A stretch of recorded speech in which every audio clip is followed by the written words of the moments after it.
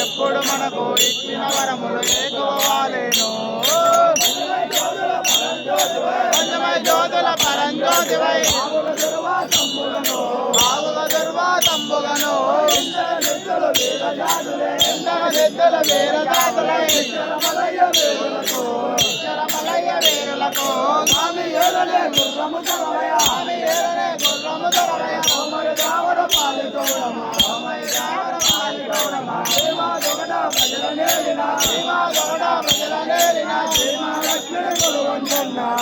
లక్ష్మిని కొలువన్న